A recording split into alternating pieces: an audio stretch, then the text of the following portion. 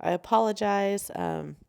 My voice on this recording is probably going to sound a little bit funny because I've been sick, so I'm a little nasally, but I wanted to get some content out there for you guys to watch.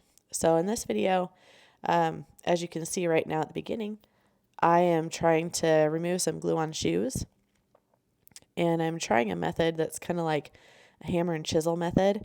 I'm trying to get these Easy Care Octos off of this endurance horse, and I would like to get them off in one piece because he doesn't really wear them out very fast. So if I can get them off in one piece, we can reuse them once or twice more, which saves the owner a lot of money.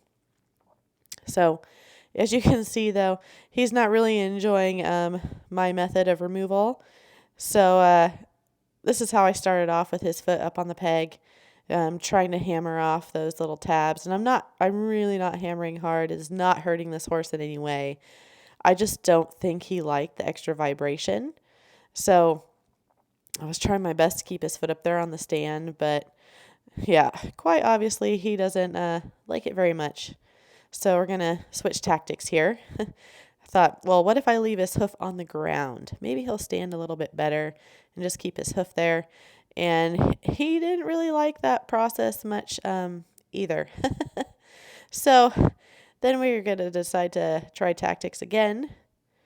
And I had the owner pick up his hoof that I wasn't trying to remove the shoe on yet, so that I could get those last inside tabs removed before I move to the outside ones.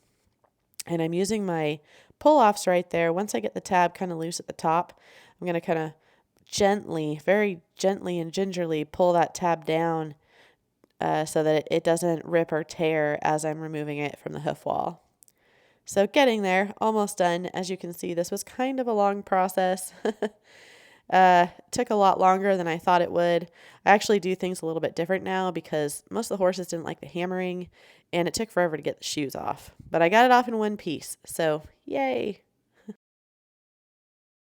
Have the shoe off, I can start trimming this guy's hooves.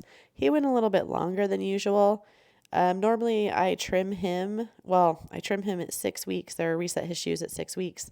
But when he was barefoot, his owner was doing mid-cycle trims, where she was trimming him at the 3-week mark, and then I was trimming him at the 6-week mark.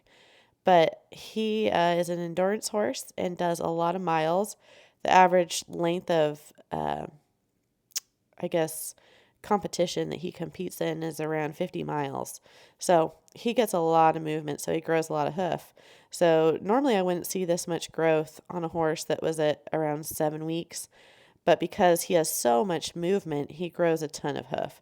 And when I videoed this, it was during the summer when it was hot and the days were long and the grass was growing like crazy. So that time of year, horses just grow a lot of hoof. So he has not been neglected. His feet have not gone super long, just long for him.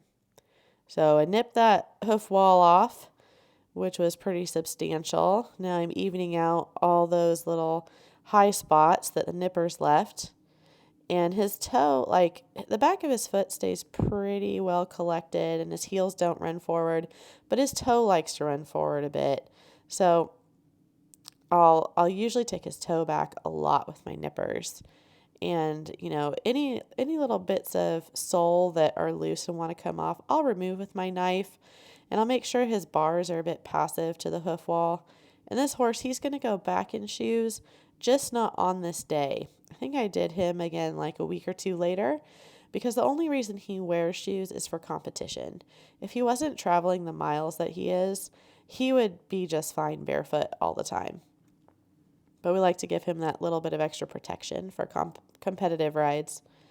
So yeah, I took all that extra toe off and smoothing everything out, creating my bevel. Really want to make sure that area back by the heel is smooth and comfortable for him to land heel first on. But this horse, he has really nice hooves. I mean, maybe if I was being picky, I would like to see his frog a little bit wider, his heels a little bit more open, but he has a very functional, sound hoof. So that's about it on the bottom for that one. Now with his hoof pulled forward on the stand, I'm just trying to finish that bevel, smooth everything out. And I'm not giving him a huge trim today. Like if he was going to stay barefoot though, I would leave it this way. Um, when I put him back in shoes, I'm going to actually bring that toe back even further because when I add protection, I can do that. But for now, I don't want to make him sore by changing too much too fast. So I left him a little bit more toe than usual and just really wanted to bevel things up nicely here.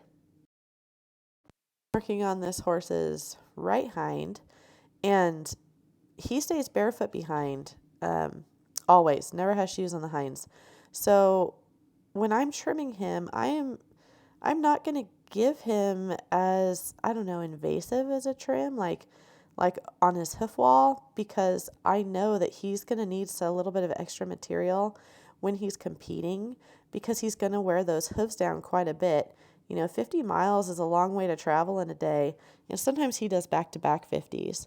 So I want to be mindful of that when I'm trimming him. So I'm really just trying to balance him and move anything that looks like necrotic or like it might be harboring a fungal infection. So his frog was kind of funky, and actually where all those little white spots are, those are little areas that we call mendocrine glands. I used to think they were just small little abscesses, but they aren't. They're kind of like what deer have in their hooves, like little scent glands. And sometimes like clear fluid will come out of them, or like little like milky white fluid. And it's completely normal and completely natural. It's nothing wrong, nothing gross. So cleaning up that frog because there were a lot of loose flaps and some gross material coming off. But otherwise you can see where I took the medial side down with my nippers and I didn't really do anything to the lateral side. That's because this horse likes to grow out of balance medial-laterally. He'll grow high on the inside, the medial side, and not very much on the lateral side because he hits harder on the lateral side. So I'm still going to bevel that area, but as far as removing wall height from the bottom, I don't want to use my nippers on that lateral side. Otherwise, I would be making him even more out of balance. So, yeah, that's kind of the method to my madness on this hoof. Just looking at balance without removing too much material because I know this horse is going to take care of that himself. But as always, usually on every horse I work on, there's more toe that needs to be removed. So I'll usually do a vertical nip like I was just doing there. If he has a hard time with any of his hoofs, it's this one. Always has. He's gotten better though. He used to be a little bit kicky. And now the worst he usually does is when he's ready to have his foot back, he'll pull it off the stand like that. But I wasn't done, so I needed it back. But yeah, just finishing that up, finishing that bevel before I pull this hoof forward on the stand. Now that I'm working on this hoof from the top side, I'm basically looking to correct any distortions I may see from this perspective. Otherwise, I'm just finishing his bevel from the top. This horse has really healthy hooves, and honestly, it has very little to do with how I trim him. He gets so much movement and so much good nutrition that he just really has amazing hooves that he grows himself with very little help from me. Well, thanks everyone for watching. And if you have any comments or questions, please leave them below for me. Thanks again.